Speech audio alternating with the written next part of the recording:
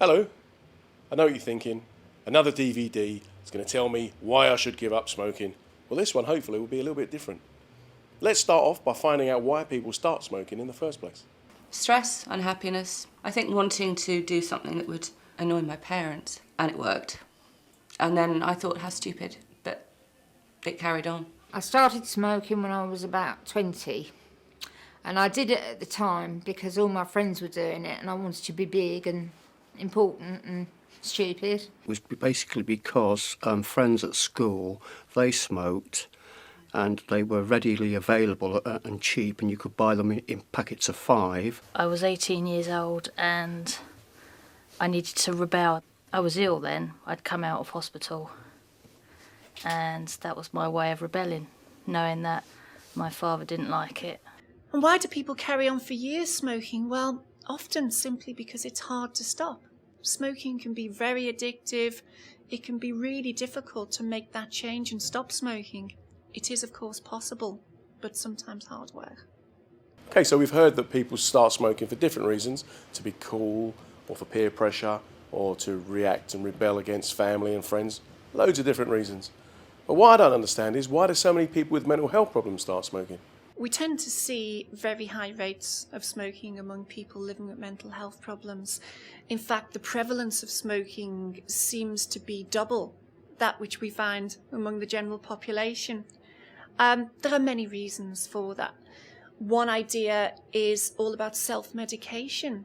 This idea that people maybe try to use cigarettes to combat the effects of mental health problems, maybe trying to medicate against anxiety or low mood.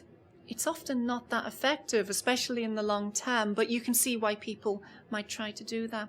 I think so many people smoke within the mental health service that it's sort of smoking is accepted as a bit of the norm of what goes on, really. And I mean, obviously people want you to pack up because it's the best thing that can happen, but you know, they sort of accept it as the way things are, really. One of the things which always struck me was that there would be very few non-smokers on the ward, and that smoking had an incredibly important role. In mental health services, especially hospitals, it was more encouraged than anything. There were smoking rooms which are not permitted anymore, but most people spent their whole in-stay in the smoking room, and if you were admitted as a patient, the staff used to say, go and join the rest in the smoking room. So it was really an in thing. One reason why we often see a lot of smoking within mental health care settings is because smoking has actually become part of the culture of mental health care. This idea that mental health staff maybe don't see supporting patients to quit as a priority. Maybe even sometimes smoking has been encouraged, facilitated over time. I think that's changing. I think mental health staff are more positive about people quitting smoking. So I can see why people start smoking. I can see why people continue smoking. I understand why so many people with mental health problems smoke. But why would you quit? I mean, what's the downside to smoking? I became very aware of the effects of cigarettes on every part of your body, not just your lungs. The effects on your heart, the risk of cancer was always at the back of my mind. You know, I had these scary images of the black lungs and all those things that you see on the back of packets and turn them over and say, oh no, it's nothing to do with me. I feel like I'm every day, taking a step in the direction of making it less likely that I'm going to be one of those victims, really. The reason I wanted to stop smoking was to be more fit and active and be able to play five-a-side football.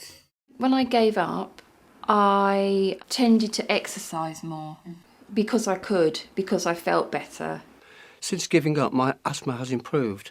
I don't have to use my inhalers anymore, so that's the positive side of it. The teeth, it's too late for the damage. I've done the damage, but at least I can save the teeth I have got left because I won't be doing any more damage now. I'm doing a small part in repairing the damage that I have inflicted upon my system. We all have to die of something, but I'd quite like to have as much time being healthy as possible, thanks. There are a whole host of benefits to quitting smoking. I mean, for a start, it's the single most important thing you can do for your health. not just in terms of cancer, heart disease, but also people say they feel fitter, more energetic, just feeling good about yourself and within yourself, even a few weeks after quitting smoking. The benefits, I think, outweigh everything, health-wise, mentally as well. I think we're more alert, and the social aspect of it as well. I can smell smoke a mile off now and really notice it if someone's talking to me, they've been smoking. My fingers, they're not yellow anymore, and I don't smell all the time. My clothes don't smell all the time. I didn't have that added worry of, do people think I'm smelly and dirty because of the smoke? Obviously, financially, it's helped. You have more money. In a very short space of time, my finances recover quite remarkably. Before, you sort of run into the cash point every day. Now I don't. Of course, there's the financial benefits, there's the benefits to how you look. Even a few weeks after quitting, your appearance will improve. But most importantly, actually, all my life I've had sort of blotchy skin and stuff, and I didn't think it was smoking because it was always blotchy. And now, since I've given up, the blotchiness has just gone. So in that way, it made me feel better about myself, because obviously depression, you've got no self-esteem, you know. So in that respect, it did help. I think for me, the best reason to quit smoking is about grabbing back some control over your life. Maybe not spending money funding the tobacco companies and the tax man. Take back control, quit smoking. Maybe that's the best reason. I can see the benefits of giving up smoking. You're financially better off, your health is better, your appearance is better. But if you've got a mental health problem, surely it's much more difficult to give up smoking. I mean, mental health and smoking go hand in hand. Smoking's good for mental health, isn't it? I think that's rubbish, really. I think it's all in the mind, to coin a phrase. Always that feeling that you've got to have that 5 minutes out. It was like a stress in itself. I think that I've had a really bad meeting, I'm going to go out for a fag. Actually, how's that going to help? Not having that need to do that anymore is really good. It's almost like a release. I would use smoking for when I was anxious and panicky, but then you soon realise that as you're having a panic attack and you're having a cigarette, it doesn't actually work. The smoking, in my experience, it weren't helping my nerves in the end. It wasn't helping anything. It's a bit of a myth, really, that smoking can somehow be beneficial for your mental health. We can see why people think that. You know, you see someone lighting up a cigarette and maybe the first thing they feel is a bit of relief, relaxation. But of course that relief is just relief from the withdrawal symptoms that you experience if you don't smoke for a while. I think smoking is actually depressant in a way. Mentally, since I gave up, I actually feel much more alert.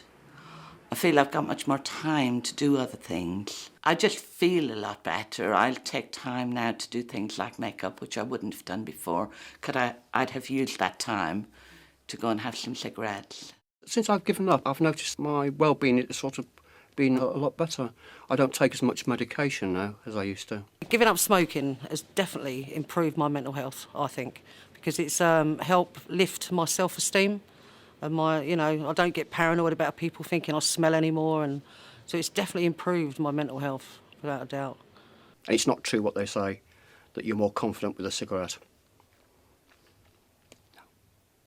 The research is pretty clear on this, is that smoking certainly isn't good for mental health. In fact, it seems to be associated with the onset and worsening of mental health problems such as anxiety and depression. And when we see people quit smoking, studies also show that issues such as anxiety can improve even within a few weeks of stopping smoking. So while it may seem the case sometimes, smoking really isn't good for mental health. So people are saying then that quitting smoking is good for your mental health. But how do you go about quitting? Where do you go for help? What services are available? How do you find out? What do you do when you want to stop smoking? Willpower. It's going to have to, has to kick in at some point. Mostly willpower. I was given this tablet that you take in the morning and at night, and it mirrors the receptors in your mind, in your brain, where all the cravings that you'd normally get. This tablet mirrors it, so I don't get the cravings that I would normally get. So, I mean, that's obviously been the biggest step in giving up with that. That's helped so much. People quit in all sorts of different ways. The one single most important tip I can give people who are thinking about quitting smoking is don't do it on your own. Go and get some help. There are plenty of people out there who are expert in this, both mental health care staff and also people who work in NHS stop smoking services. I found through Guildford a smoking class in the evening, one-to-one, that I put my name forward to, and I went, and it was on a weekly basis, and it was for about 15 minutes a time, and I was on patches and lozenges, and that's how I gave up. And I found going weekly, and it was a one-to-one, I kicked the habit a lot quicker. If you can manage something that your Joe Bloggs down the road, who has had no mental health problems, can't manage, then it is sort of, that's a point of self-esteem for a lot of people within the system, I believe, because one is perceived to be less strong by the general public than everybody else. So we can see then why people start smoking, why they continue smoking. I can even see why people with mental health problems may see smoking as a supportive thing to do. It's not going to be easy to give up smoking, but with effort and with time, you can become a non-smoker again. This idea that people with mental health problems can't quit, it's nonsense. They can and do every day. To me, it's a mindset, and it's something you've got to take control over and just say, I'm not doing it. I would say just take the advice, any advice that you can take from the doctors, associations around you.